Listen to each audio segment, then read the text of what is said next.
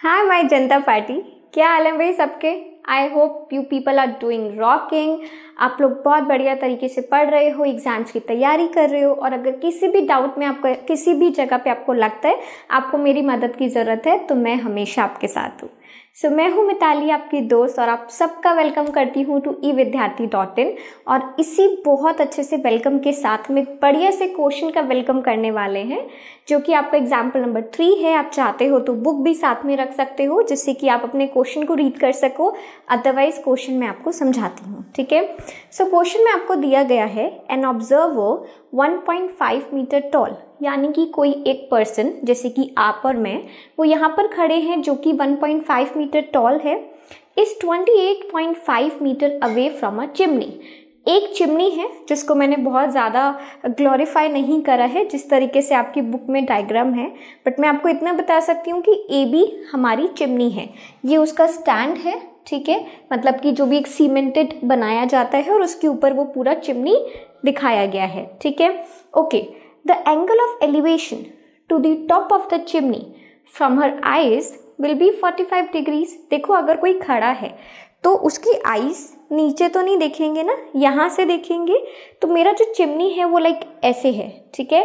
सो जो angle of elevation बन रहा है चिमनी के टॉप से मेरी आंखों से चिमनी तक का, वो है 45 डिग्रीज। ये आपको गिवन है क्वेश्चन में।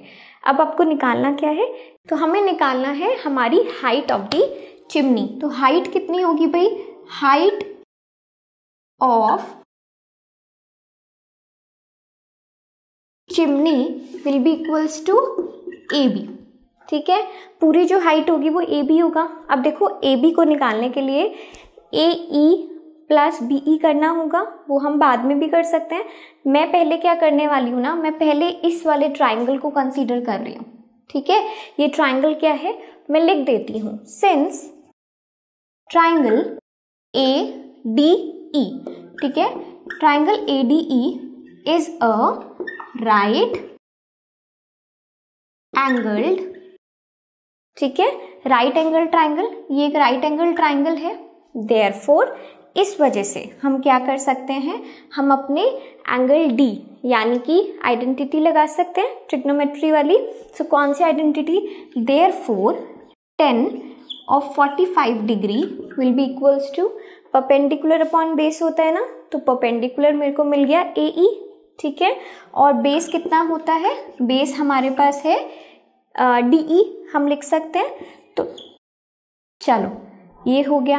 अब ए ई कितना है, ए ई तो हमें फाइंड आउट करना है ना, हमने फाइंड आउट कर लिया। डी ई कितना है, डी ई देखते हैं। जितना आपका बी सी है या फिर आप सी बी इसको रीड कर लो, उतना ही मेरा डी ई है। तो वो कितना होगा 28.5, बराबर दिख रहा है ना आपको, तो वो होगा 28.5, ठीक है। 1045 कितना होता है हम सब जानते हैं, 1045 होता है 1, ए ई होता है ऐसे, और ये हो गया 28.5, ठीक है। सो हमने अगर ए ई निकाला 1 इंटू 28.5 तो ए ई आ जाएगा 28.5 मीटर्स। क्लियर है। सो मेरे पास इतना सा हिस्सा अगर आप ध्यान से देखेंगे तो ये हमारे पास 28.5 आ गया, ठीक है। अब हम साथ में देखो क्या कर सकते हैं। नाउ मैं आपको यहाँ पर अब क्वेश्चन करके दिखा रही हूँ, ठीक है। Now just listen, A B क्या होता है, ए बी होता है ए ई प्लस बी ई, है ना।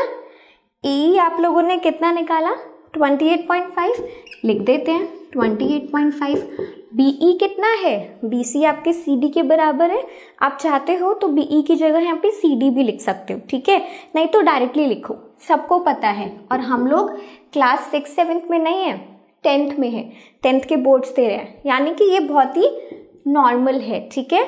सो ऐड करेंगे 30 मीटर। क्लियर हो गया।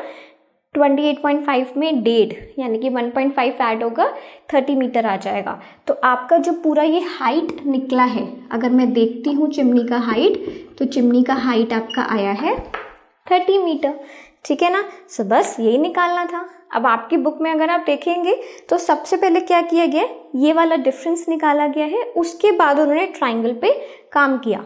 बात एक ही है, आप इसको पहले करो इसको बाद में करो, आंसर तो वही आ रहा है, फॉर्मेट भी वही है। सो इसमें आपको घबराना नहीं है कि वहाँ पर थोड़ा ऊपर नीचे दे रखा है, ऐसा नहीं सोचना है। आप जिस मर्जी तरीके से करो, मजाल है अगर आपका कोई मार्क्स भी काट जाए।